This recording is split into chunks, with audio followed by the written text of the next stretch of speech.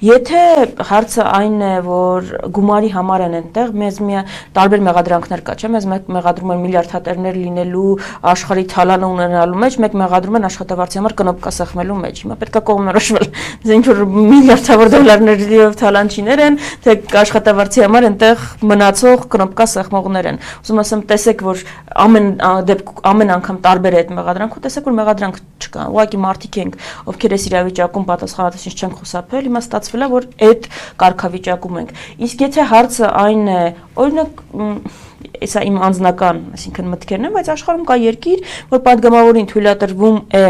իրականացնել այլ աշխատանք, այսինքն ունենալ զբաղվածություն եւ սիմվոլիկ գումար է ուղղակի տրվում նրան, ոչ որպես աշխատավարձ, այլ որպես ինչ-որ ծախսերի փոխհատուցում։ Օրինակ ես, եթե ուզում ենք տեսնել ով է այնտեղ աշխատավարձի համար, ով չէ, կարող եմ օրինակ առաջարկել այդպիսի նախագիծ բերենք, տեսնենք ով կողմ կլինի, ով դեմ կլինի։ Օրինակ իմ համար կաշկանդում չի լինի այլ աշխատանք ունենալ եւ քանի որ սա համապատասխան է իմ գաղափարներին, արժեքներին, այսինքն այն գործը, որը որպես նվիրալներ օրինակ ինձ համար խնդիր չի լինի շարունակել այդ գործը անել, այսինքն ես այս գործը արել եմ, երբ падգամավոր չեմ եղել, սովորական Հայաստանի Հանրապետության քաղաքացի, ուղղակի երիտասարդական միության անդամ, հիմա նույնը ինչ որ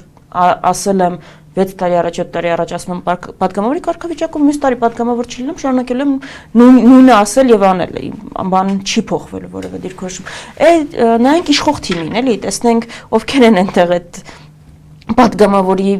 հանգամանքի բերումով եւ ով կմնա այնտեղ, եթե չլինի դա։ Հետաքրքիր առաջարկ է, դեպ կարելի է փոխել, բայց քանի որ ենթադրում եմ, որ կարող է այդպիսի քննարկումներ լինել ազգային ժողովում, գուցե առաջարկեմ, եթե չեմ սխալվում Շվեյցարիան այդպիսի օրինակով բանան, որ ես հարցնել վերանա, որ ամենամեղադրել սեփական հարկերի հաշվին ապրելու եւ օգուտը չտեսնելու մեջ կարող է նաեւ այդպիսի լուծում լինել եւ թող գանան մարդիկ, ովքեր պատրաստ են աշխատել, այսինքն գաղափարները իրագործել, այսինքն հանուն հայրենիքի են գալիս եւ նվիրալներ են ու ուզում են որպեսզի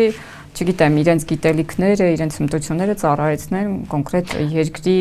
գալիս են այդ դեպքում մարդիկ, ովքեր ինքնաբավ են, կարողանում են սա իրենց վերջին հույսը չէ կյանքը ապահովելու, իրենք ունեն այլ կայացած մարդիկ են, բայց ունեն մտքեր եւ գաղափարներ սեփական երկրի համար եւ այս ամեն ինչը տեսնում են որպես միջոց դա իրականացնելու։ Ոչ թե տեսնում են որպես նպատակ ու ամեն կերպ կարճած են մնում այդ աթոռին։ Սա է օրինակ վստահ եմ, որ նաև այլ հանգամանքներ կլինեն, այսինքն միանշանակ կարող է չլինել սա ամեն ինչը, որտեղ այդ դեպքում կարող է վտանգ լինել, որ այսինքն ռեսուրսները մարդու մտավոր բաժանվելու դեպքում կարող է արդյունավետ չօգտագործել, բայց ուզում եմ ասեմ տարբեր ձևեր կան, եթե ուզում ենք ստուգել ով է այստեղ իր գաղափարների համար, ով է այստեղ իր պաշտոնի համար։